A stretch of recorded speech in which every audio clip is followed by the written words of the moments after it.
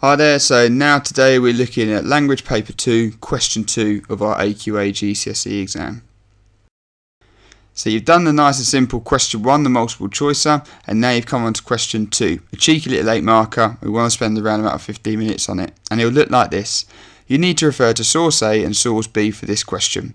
Write a summary of the differences in the care the nurses provide.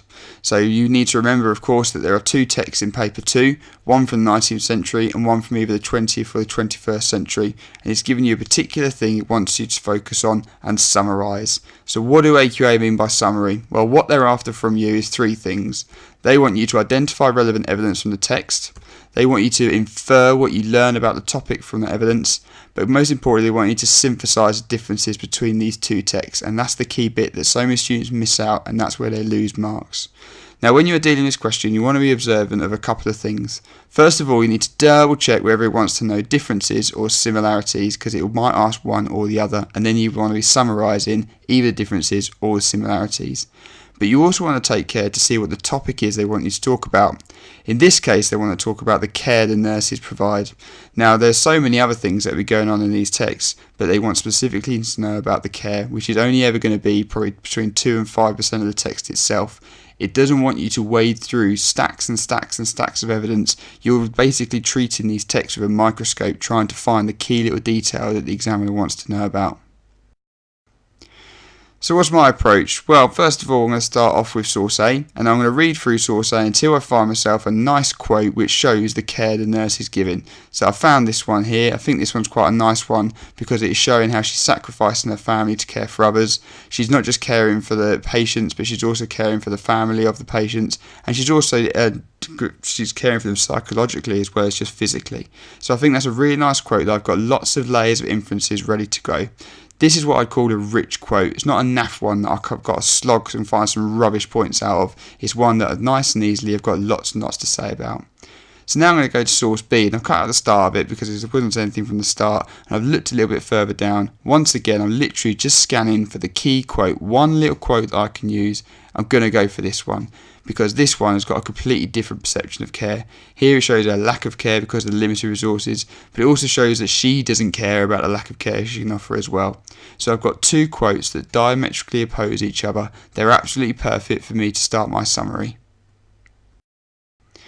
So these are simple P paragraphs to start off with. We're aiming for 3 paragraphs here, and they are slightly different as we move through, so I've done the whole answer for you today to show you what it might look like.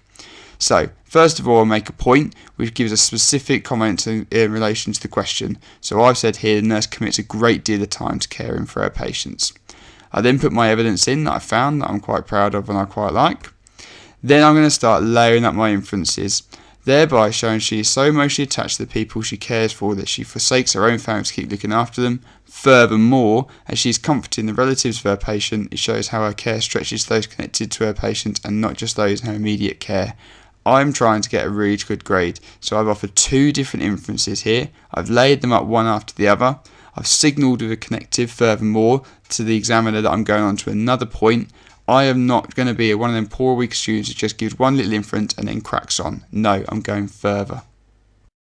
I then go on to my second paragraph, exactly the same structure, except this time I'm on source B. So now I'm making the point about Florence Nightingale. Now I've got an evidence to support it, and once again I've layered up my inferences. Boom, boom, boom. Layering it up so the examiners get ticking, ticking, ticking, and looking higher and higher up their mark scheme.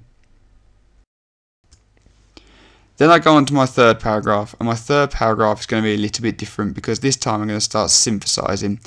Now, what I mean by synthesis is when I start comparing the two differences between the two texts and I start examining why they are so different. So here would be my third paragraph. I spend the first half of this paragraph talking about why they're different, in what way their attitude to their care is different, in what way the time to their care is different, and I'll talk about the differences between the two nurses.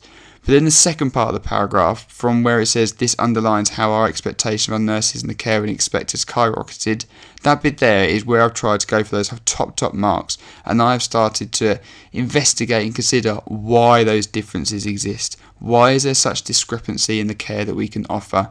Why is it that these two texts from the 19th century and the 21st century are so different? Now, no matter what topic it is, no matter what it is I want you to summarise, your last comment in your question 2 should be that consideration of why there's such a considerable difference.